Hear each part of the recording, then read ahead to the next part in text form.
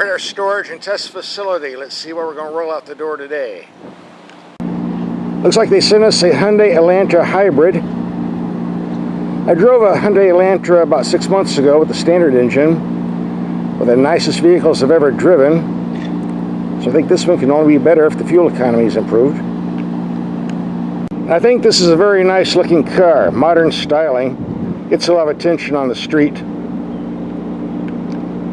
The Elantra I drove a few months ago had the standard 2.0 liter engine, put out 147 horsepower.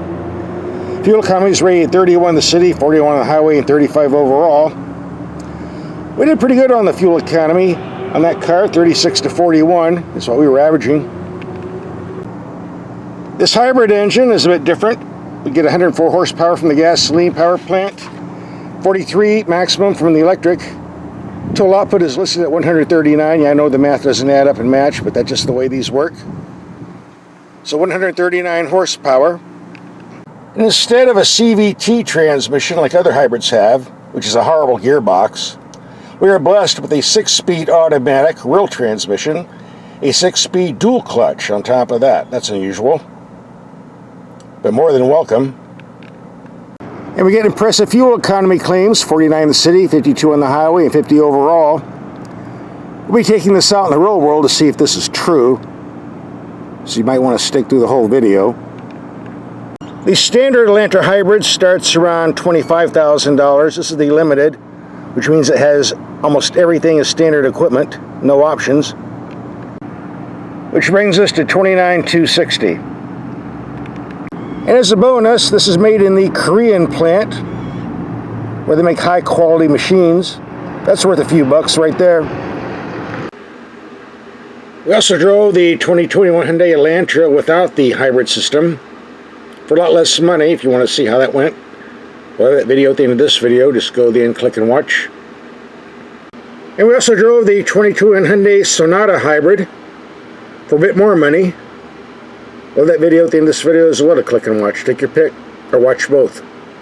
Well, the first things you want to do if you're getting a hybrid is check and see if there's a spare tire. Most of them don't come with that, to save weight and save the manufacturer a few bucks in manufacturing costs.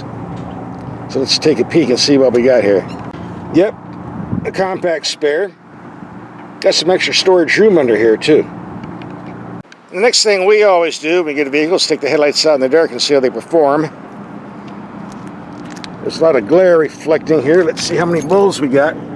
1, 2, 3. Well, it's dark enough. Let's see what these headlights do. These are low beam. Now we get all three lit up on high beam. And here's what the rear view camera looks like when you put the transmission in reverse. Pretty decent quality. And when you change the drive modes, you get a light show. And this is normal, sport, smart, regular disco. And the controls light up pretty good. You won't have a problem seeing anything.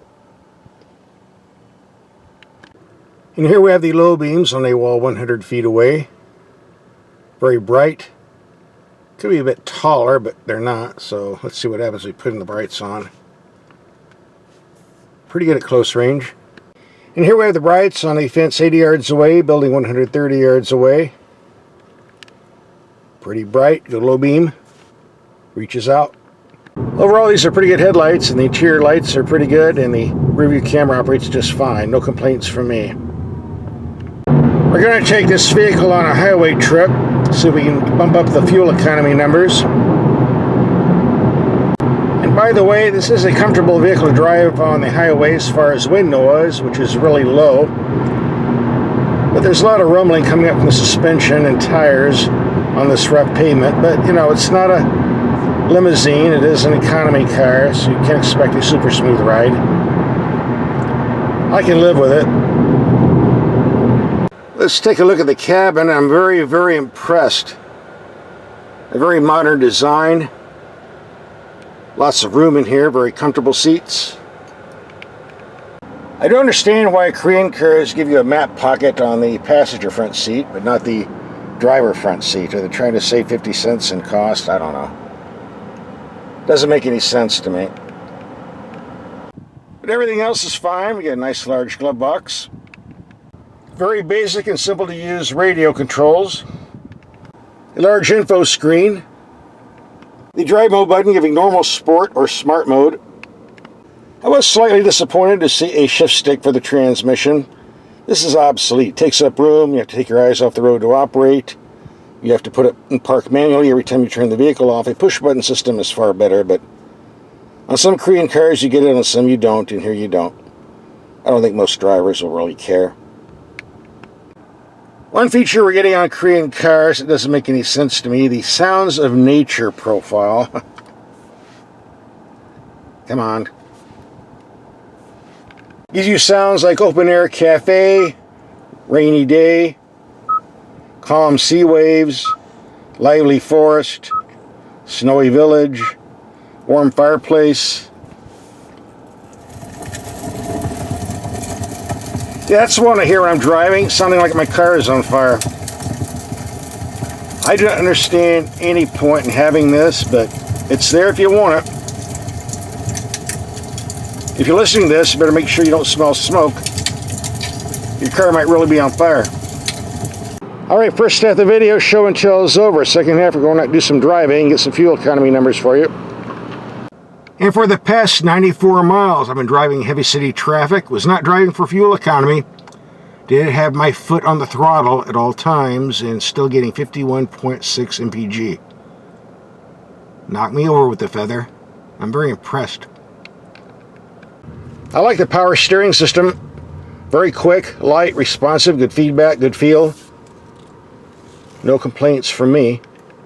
The suspension behaves pretty good on the street. Let's see what it does on our speed bumps at 15 miles per hour.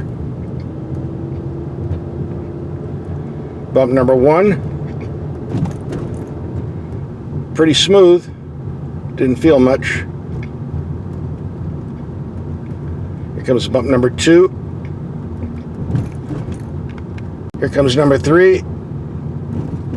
And the nasty one, the big one. Hang on. Pretty smooth.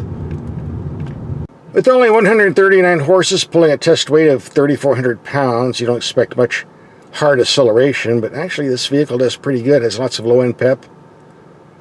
Seems quick enough to me. The claim time is 0 to 60 in 8.1 seconds, but seems a lot quicker. Let's hit the throttle, see what happens. Almost got some wheel spin there. This vehicle's pretty brisk.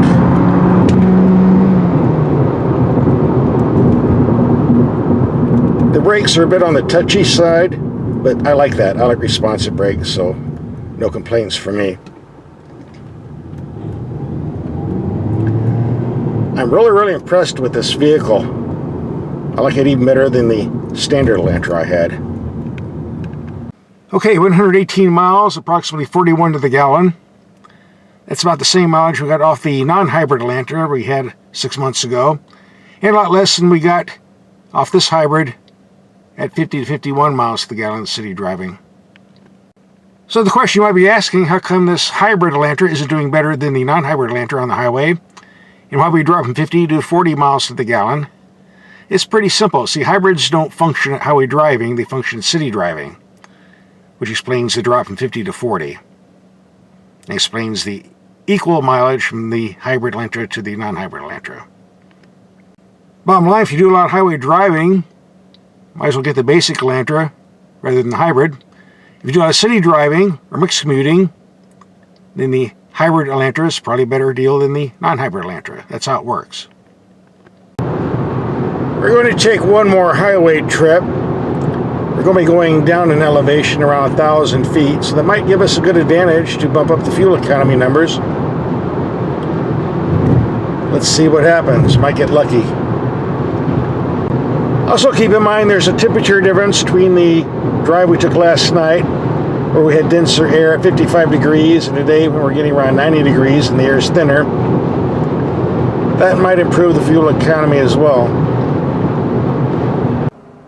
Well, 112 miles, and wow, we did 47.1 mpg. So the slightly warmer weather and going downhill slightly so made a big difference. I'm very impressed. So what's my take on this Elantra hybrid after a week of driving? I love it. In fact, I love all Elantras. You got great styling, a modern interior, excellent engineering, and a 10-year, 100,000-mile warranty at a good price. What's there to complain about? I'm very impressed with this vehicle and highly recommend it.